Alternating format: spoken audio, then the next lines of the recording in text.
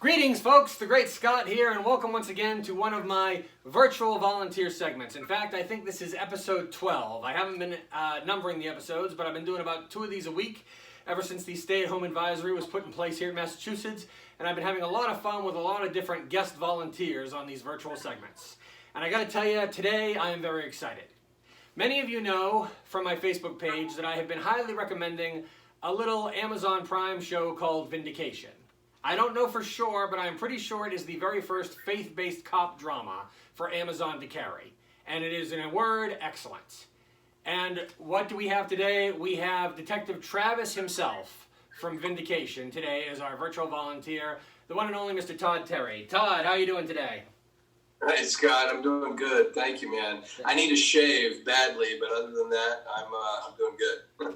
Now, you are coming to, I know that you are coming to us from Texas, but what part of Texas are you in? So I live in the DFW Metroplex, that's Dallas-Fort Worth, but I'm technically a little bit in the country. So I live near an area which most people know is Waxahachie, but it's a small town right next to it called Midlothian. And I've lived here for several years and love it. Mm-hmm. Now, I mentioned that you are the star of this show, Vindication, which I think is very good. You also have a long list of acting credits to your name. I pulled up your IMDb this afternoon, and I think I saw like 83 acting credits, something like that. Or was it 38 maybe? I'm not sure. Maybe 83 as well. How long have you been an actor? It's probably the 83, but yeah, it's you know, I'm old, so I've been doing it for a while, and things just kind of add up through the years. But yeah, I'm grateful. I'm grateful to be able to work as an actor here in Texas. Mm-hmm. Well, we'll talk some more about that as well as the show Vindication. But first, this is, of course, the Great Scott's virtual volunteer segment. So you get to be a volunteer for a magic trick before we do any of the interviewing. Are you ready, sir? Awesome. All right. Yes, sir. Well, like a lot of my segments, you will be doing a card trick. Now, this is something, I don't know if you've seen my other virtual volunteer segments, but it's a well-known fact at this point for the few people that do watch my virtual volunteer segments that I use Uno cards instead of playing cards. And I do this for 3 reasons. One is because I'm primarily a kids entertainer and they don't know suits that are on playing cards. The second reason is because I'm a magic man of God who does church programs, and every once in a blue moon I run into that person who thinks playing cards should be nowhere near the church. You know what I mean? And you don't want to have to deal with that. But the main reason is because the numbers and colors are much bigger and brighter, so they can be seen better if you're performing on a stage or if you're performing somewhere. Hey, we just lost your video again. There we. Oh, there you are. Yeah, sorry. No, I had okay. a phone call come in. Oh, that's right. Okay. That's okay. Hey, gotta keep the phone open. That's how you get work. Yeah, but the main reason I do it is the bright colors and numbers are easier to see on stage or on a video like what we're shooting here today. Now, one thing I always tell my volunteers is that a full pack of Uno cards is over 100 cards, and it's very hard to handle. So I cut this down. I took out all the instructionals. All that's in here are numbers. And you can see that those are all different, correct? Yes. All right. Now, like many of the other tricks I've done on my channel here, you are going to do a trick where you pick a card, and here is how you virtually pick a card. Rather than pull the card out, because you can't do that, I ripple down this pack, and you tell me when to stop while I look in the other direction. Stop.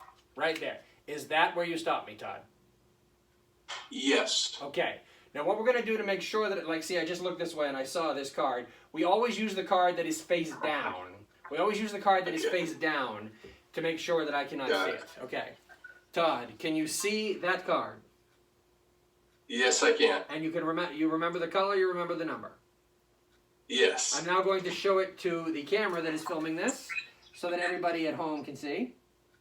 All right. Now, in the past when I've done this, this would be the point where I would put the card in the pack and then try to find it. But this is a slightly different trick.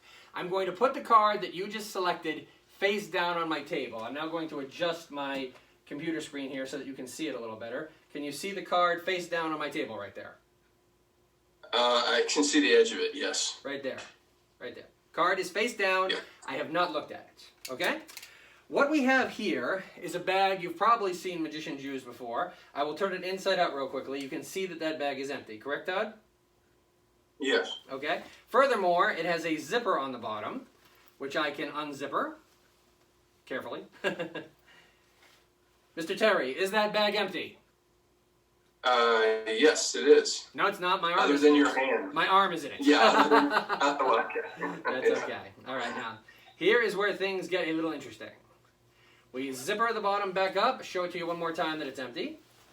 And without looking at it, I pick up the card that you just selected. I'll show it to you one more time. I'm looking in the opposite direction. That's still the same one, right? Correct. Okay. And I have not looked at it.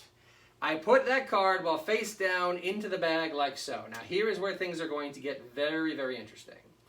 Okay? We turn the bag back inside out like so. And when we do, a much smaller Uno card comes out, as you can see. But here's where things get really interesting. I'm now going to show you the small Uno card. Todd, is that the same one you picked? I can't see it on the screen. Yes, that is the same one I picked. That is the same one you picked. Now Yes. shrunk down. But it gets even better than that. I'm going to put the shrunk down card back here on the table. And what we're going to do is we are going to up the wattage a little bit. I'm going to get rid of this bag, and I'm going to bring in this one right here, which, as you can see, is much bigger. Now, here's where things get interesting. We have to make absolutely certain that this bag is empty, so here's how we do that. We go like this. We unzipper the bottom. Is this one empty? It appears that No, way. my head is in it. Come on, you fell for the same joke Oh, twice okay. there. Okay. Yeah, sorry, I fell for that one. That's okay. Now here, like I said, is where things get really interesting. We pick up the small card. Once again, still your card, right? Yes, Okay, and I still have not looked at it, correct? correct. We put it in here, we give it one of these, and Yes, that's the same card. the green 8. Thank you very much, Todd. You were a great volunteer. Give yourself a nice round of applause, please. We don't have an audience here, and I don't have one of my guests said I need to get one of those applause buttons that I can press anytime that I do the trick. Very good. Well, thank you very much. You are a wonderful volunteer. Now, on to the subject of Vindication. One of the things that I want to mention is Vindication has been a great inspiration for me and my friend Shawn Justice, who directed and co-wrote my screenwriting debut, Reconciler, with me. Because Reconciler was actually not the movie we were trying to make. We were actually trying to make a movie called The Twin Master, and I was so obsessed with The Twin Master that I had actually mapped out an entire trilogy in case the first one was a success. Well, Shawn is a very smart man and saw the writing on the wall, and about a year ago he said to me, you know, Scott, streaming platforms with series are getting a lot more popular. If you have enough story for a trilogy, then you have more than enough story for a serialized show. Why don't we change it into a series? And like most writers, I was very stubborn and saw tunnel vision. I said, no, I want it to be a movie. If we're not going to be a movie, I was holding on to my dreams of a red carpet premiere. I was holding on to my dreams of, you know, seeing it in the movie theater or whatever.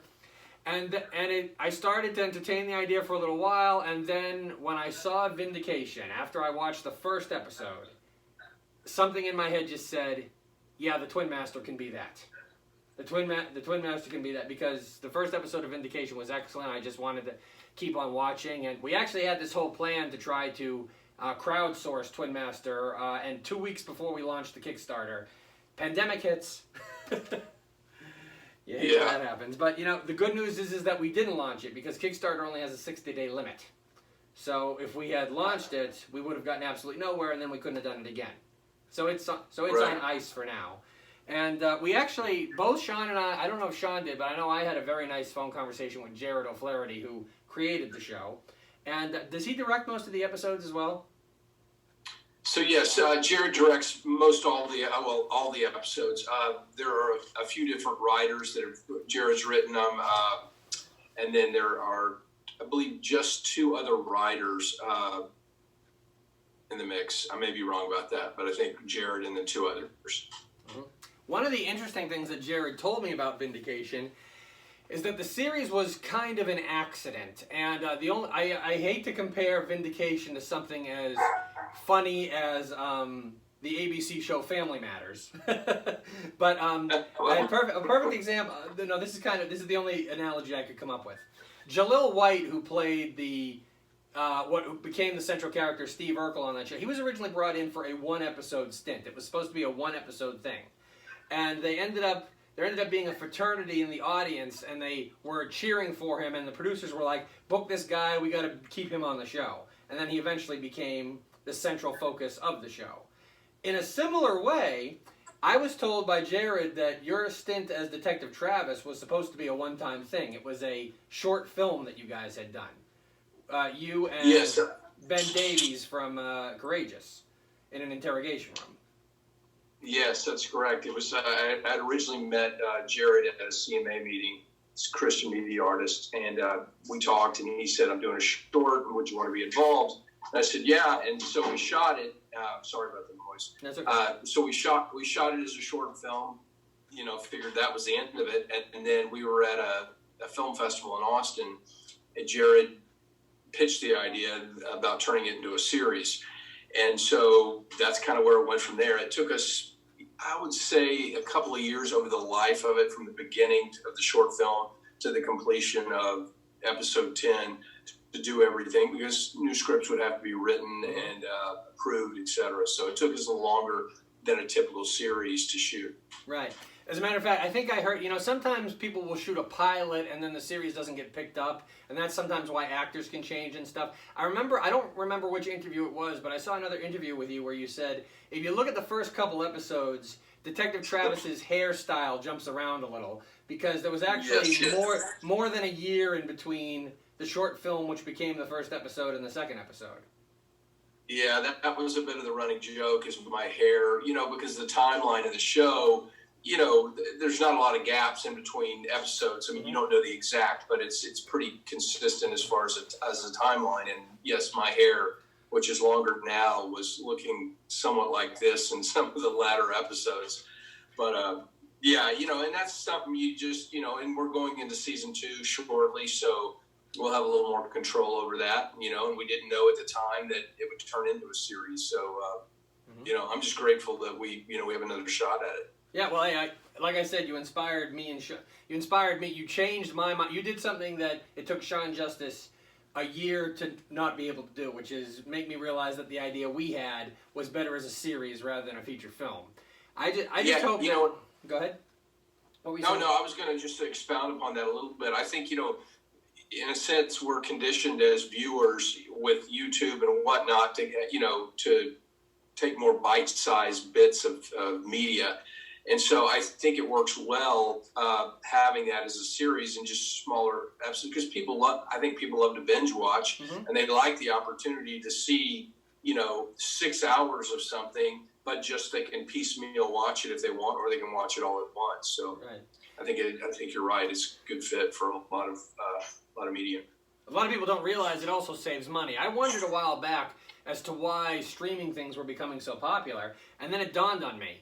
You don't have to spend a dime on producing hard copies. You don't spend anything on producing a DVD or mass producing a cover you basically shoot the thing, spend all of your money on digital promotion, and then just put the thing online. You know what I mean? You save a fortune in plastic creating a online series rather than something that would be on DVD. Yeah, exactly. I mean, in the long run, I think a lot of these series, end up going to Walmart or whatever platforms as a DVD. I don't know about Redbox, but but you're correct. I mean, it's just, you don't have to do all the printing, etc. Mm-hmm.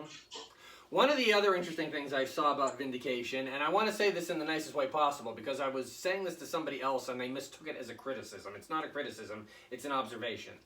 When the show first starts, if anybody out there watches Vindication, the first, I think, 5 to 6 episodes, the show is almost borderline an anthology series, in the sense that the episodes kind of focus more on the people you're interrogating rather than you, Detective Travis.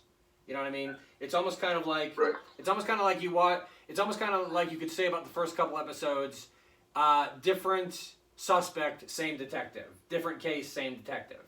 In essence, the first couple episodes are almost self-contained stories, and you're the only thing that ties them together. Now, go ahead. No.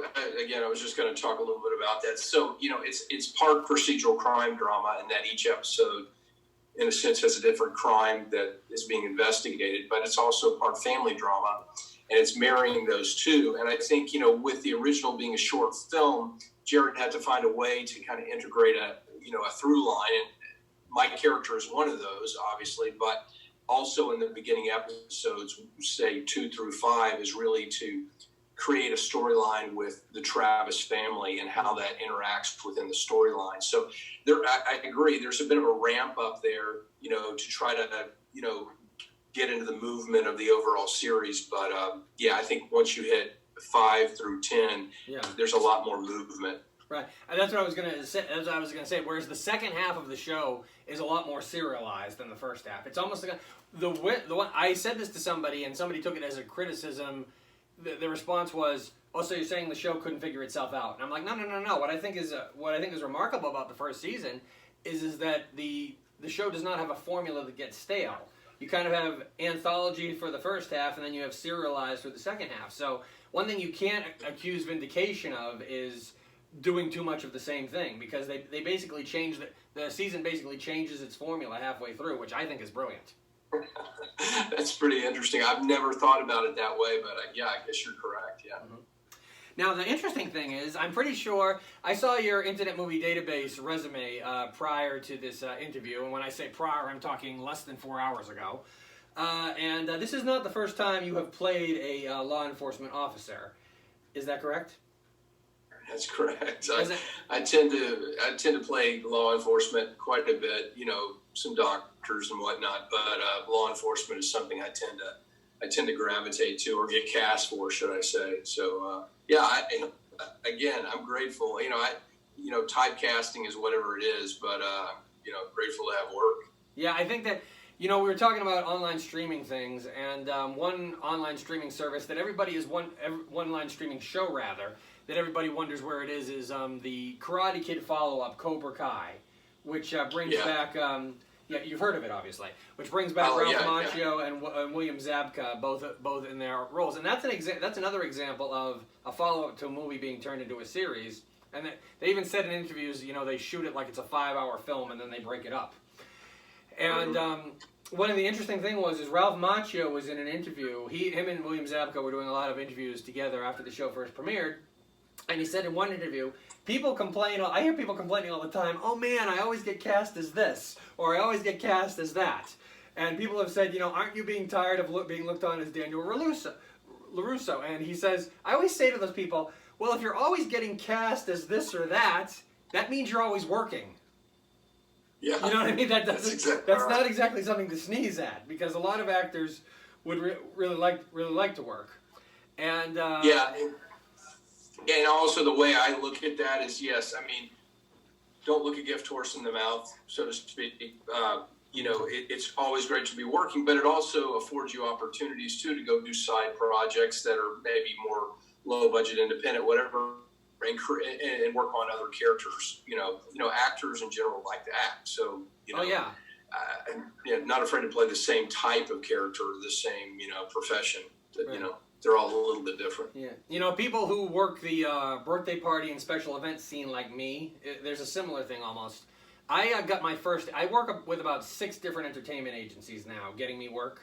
And, of course, these days, the last time I was in front of a live audience as a magician was March 14th. I've done a couple virtual shows since then, but I can't wait until a group is allowed to gather again and I can perform for a crowd. But one of the things that I learned very quickly is it is easier to be a full-time entertainer than a full-time magician, because there are people who do not want a magician. Sometimes people want Batman, for example, or they want Darth Vader, or they want... And I started doing singing telegrams a couple of years ago, and singing telegrams are one thing that's actually still quite lucrative even during this time, because we wear masks. We'll be dressed up as the pink gorilla or the chicken or something. Only difference is we have to stay outside. We can't go in the door. And a lot of people are doing that to send greetings to people that they can't be near on a special event, because even though the world has shut down, people are still having birthdays. People are still having Mother's Day this Sunday. I got one telegram already booked and another one in the works. But for the longest time, when I first started working with an entertainment agent, I was actually getting upset that he was sticking me in the stinking Elmo costume rather than giving me a magic show. But it took me about a year of realizing, hey, I'm getting paid to entertain people, and not a lot of people can do that. I gotta, it's like I said, it's easier to be a full-time entertainer than a full-time magician. And since then, I've actually partnered up with 2 entertainment agencies who only book magicians, and one of them is the one that's been getting me the virtual show. I've done, I think, a half a dozen virtual shows since this started, and I've been doing these to I've kind of been using this as an opportunity to increase my online content, so that people have more things to watch. And like I said, I've done a dozen of these now. I got to make sure I don't blow too much of my material. Well, and it's, this time has really given people a chance to reinvent themselves or find out, what works for the constraints that we're under right now. So I totally get it. And I was just going to say, when I was much younger, I used to dress up as a Ninja Turtle and go to kids' birthday parties.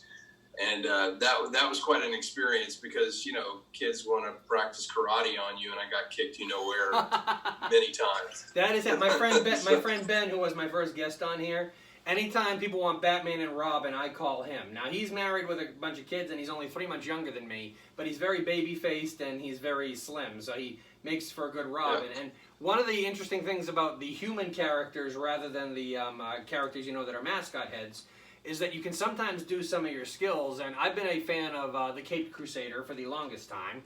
And a little interesting tidbit about Batman here, if you look at the source material in the comics, there's a interesting tidbit about Batman that has only been written into the animated series from the 90s. They leave it out of every other version of him. And that is the reason why he can escape from anything is because he went to a magic school and studied the arts of Harry Houdini. So Batman actually went to a magic school and studied escape artistry, and that's why he can get out of anything. So I heard that, and I said to myself, if he was maintaining his cover, the idea Batman would know some sleight of hand is really not that far-fetched. So I actually put together, I had some custom-made superhero cards made so that I could do some magic tricks dressed as Batman. That's cool. And it's awesome. Fun. Batman actually might be a guest on here eventually. You'll have to wait and see what I mean by that. But notice I said maybe. Anyway, one other thing I just have to ask you real quickly is that funny story. A while back here, I was at a about a year ago. I was at a Target or a Walmart. I forget where I was. I was looking through the used video rack, and there was a Chuck Norris double feature that I wound up buying. Because there was a movie that I had a TV movie that I had remember seeing him do called Logans War. And this afternoon, I'm scrolling through your IMDb resume and I see Logans War. I only saw the movie once and I've sadly not watched it since I bought the thing. I'm sorry. But who were you in Logans War? So I was the guy, I forgot the lead's name. He's a well-known actor. Eddie Cibrian. Exactly. Eddie Cibrian. Yeah, that's exactly right. So anyway, he rescued me in the jungle. Basically, I was a guy he was going out to rescue, and so he rescued me and took me back to the helicopter. It was a day or two of work, but I can't even remember the character's name. Yeah, but you actually, I also saw that you did several episodes of Walker, Texas Ranger, Chuck Norris's show, and not only that, there were a couple different character names. You played a couple different parts. Yeah, so that was a time in television where an actor could play multiple characters in the same show. They don't really allow it anymore unless you're in an anthology series where those characters come back. I guess a good example would be American Crime. Mm-hmm. Brought some of the same characters back in a different season as different characters, but it's the same actor. So it was similar in that day that I played a thug kid. I played, FBI agents to doctors. Toward the end of the last couple of seasons, I played the doctor on the show. But it was a great experience. And Chuck Norris is really a great guy, and he's done a lot of great philanthropic work over the years after that show was over. So really great. The Norris family is a really great family. Yeah. Well, you were talking about playing different roles. I think one of his sons, who's an actor, Michael, actually appeared on the show in a couple different roles as well. I remember times when people would show up as different characters on the same show. And there were times I would look at it and be like, does anybody notice this was happening? Apparently people started to notice. Is that why it became a rule that you can't do it anymore? Say it again. I missed that last part. You said it's now kind of a rule that an actor can't play multiple parts on the same show anymore? I don't know the reason behind it. I think they just stopped doing it. I think because once people are invested in a character, but I don't know. I don't see it done like it was back at that time. Yeah. Yeah.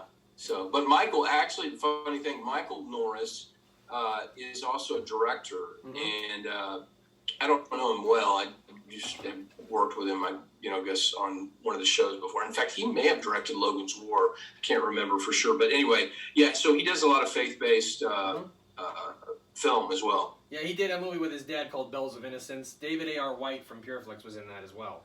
It was kind of interesting. Right. Yeah. It was kind of interesting. Yeah. I don't want to. It was, in my opinion, it was one of the few borderline faith-based horror movies, but it was still good. It was still good. But anyway. I didn't see it. Okay, well, Bells of Innocence. Check it out. Anyway. Okay. Todd, I want to thank you so much for your time here today. You got to understand that television and movies, particularly faith-based, is one that I can talk about a lot. And I hope that, Texas, I heard, was one of the first states to start its opening process, so I'm hoping that you guys get back to work soon. I heard, to be honest with you, I can't think of a single way. I mean, All Rise did their virtual episode, but I can't think of a single way that you can shoot a television show and maintain social distancing. I mean, how do you do a two-shot with social distancing?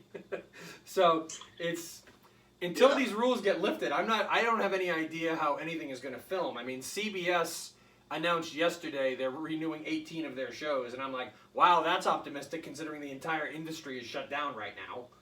So it'll be interesting wading through those waters, over the next few months. I don't have an answer to it, so I'm anxious to see how it pans out. Yeah. Oh, I didn't think you had an answer. I was just asking your opinion. Yeah.